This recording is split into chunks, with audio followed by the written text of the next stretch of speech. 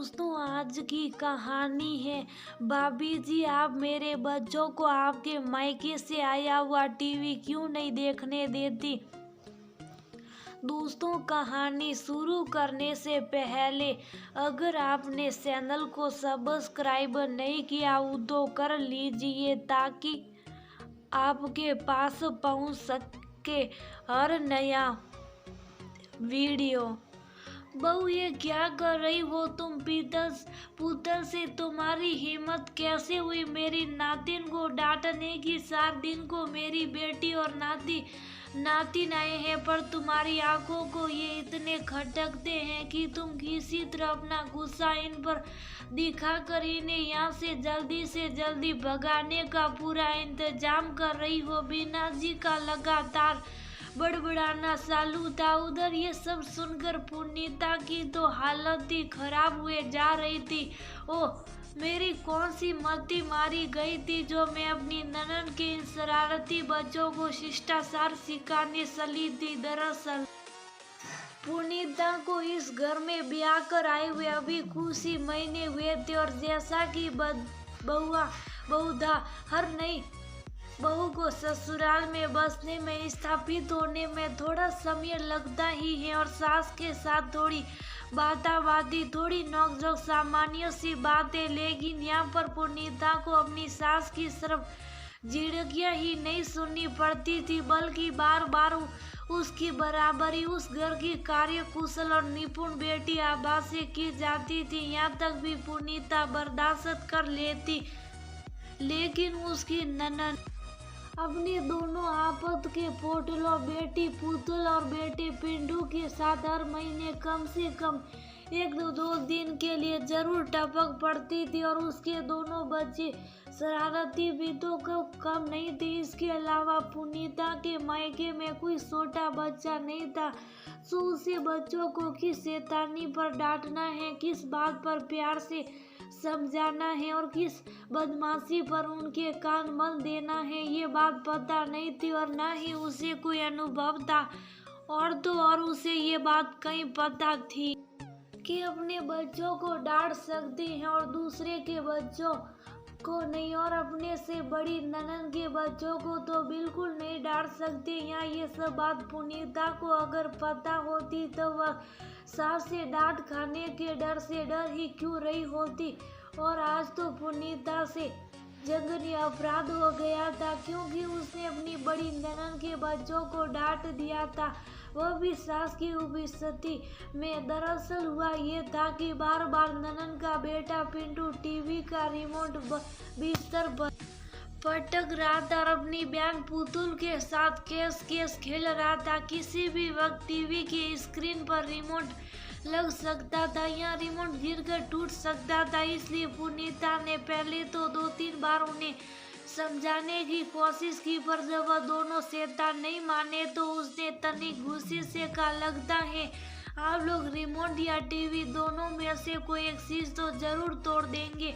कहकर रिमोट उनके हाथ से छीनकर अलमारी में रख दिया। इसी क्रम में पुतुल को थोड़ा सा झटका लग गया और ये बिस्तर पर ही थोड़ी तिरछी हो गई, जिसे कमरे में आते आते उसकी सास और उनके पीछे आती ननद ने देख लिया था।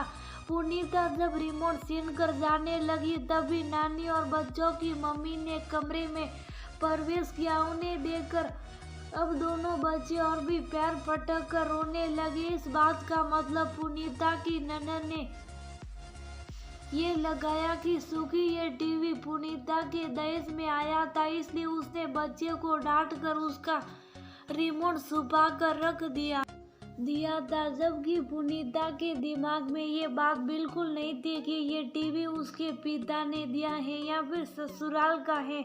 वह तो बस टीवी को बसाना चाहती थी। इसके अलावा पुनीता ने अपनी ननद के बच्चों को ना ही कोई अपशब्द कहे थे और ना ही उनकी मार कुटाई की थी, लेकिन अब तो ये सास पर निर्भर करता था कि वो इस बात में वो कितना तीखा मसाला और कितना नमक और मिर्च डालकर शाम के चाय के समय घर के पुरुष वर्ग के सामने रखती है। अब तक इस घर में रहते हुए और अपने ससुराल में सास के व्यवहार पर गौर करते हुए पुनीता को ये बात तो अच्छी तरह पता थी कि ये बात यहीं पर खत्म नहीं होगी, बल्कि शाम की चाय के समय बाबूजी और उसके पति की उपस्थिति में सास और ननद दोबारा ये बात सबके सामने लाएगी और एक तरह से बाबूजी की नजर में तो उसकी साख गिरेगी ही। रात में पति भी उसे डांट लगाएगा कि उसकी दीदी इस घर के लिए कितना कुछ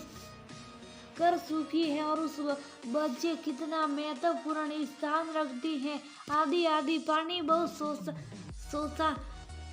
सोचा और उसके दिमाग में एक बात है कि बच्चे तो मासूम होते और पल में रूठते, पल में मान जाते, और बच्चों को अगर मनाना हो तो कभी चॉकलेट तो कभी अच्छी बातें, कभी उनके साथ खेलकर वह फिर से दोस्त बन जाते। बस फटाफट पुनीता ने पनीर के पकोड़े बनाए जो बच्चों को बहुत पसंद थे और उनके पास पहुंच गई ये कहते हुए कि चलो हम लोग टीवी देखते। दोनों बच्चे नानी और मामी के बीच तनातनी से थोड़े सहमे हुए थे। जैसे ही उन्होंने अपनी मामी को मुस्कुराता हुआ चेहरा देखा और पनीर पकोड़े के साथ हॉट चॉकलेट का मग देखा, दोनों उस पर खुशी खुशी टूट पड़े और बोले कि वाह मामी कितना टेस्टी बना। बदले में ममता से ओतप्रोत होकर पुनीता ने दोनों के गाल सूंघ लिए और उन्हें सीने से लगा लिया।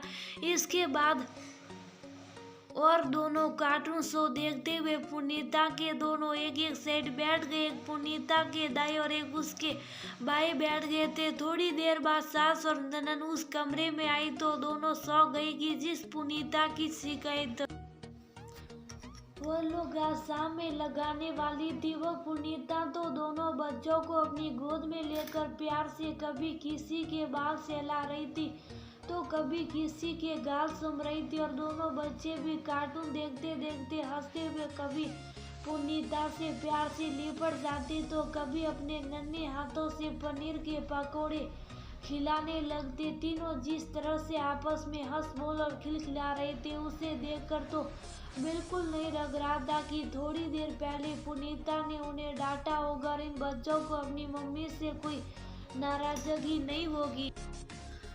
ये तो बच्चों का मामला था और बच्चे भगवान का रूप होते जो भावना समझते। पुनीता ने उन्हें किसी गलत भावना से नहीं डांटा था, इसलिए जब वह प्यार से उनको मनाने आई तो बच्चे सहज ही मान गए। अब ना तो सास और ना ही ननद पुनीता का कुछ भी कर सकती थी, चाहे वह कितनी भी चुगली करे। पर बच्चे इस बात के गवाह हैं कि उनकी मामी अगर उनको डांटती हैं तो प्यार भी तो करती हैं और वह उनके भले के लिए ही तो समझा रही थी कि अगर टीवी फूट जाता तो दोनों भी कार्टून शो का मजा कैसे लेते। हमारी जिंदगी भी ऐसी ही है, हम जिस बात को जितना तुल देते वह उतना ही बढ़ता जाता है। अगर प्यार से, खुशी से, शेष दिल से, खुले मन से गलतियां स्वीकार कर ली जाए और उसे सुधार लिया जाए तो जिंदगी बहुत खूबसूरत हो जाती है। इसलिए जिंदगी में जो पल मिले हैं उन्हें खुशी खुशी जीना चाहिए और छोटी छोटी गलतियों को नजरअंदाज कर रिश्ते को ज्यादा महत्व देना चाहिए।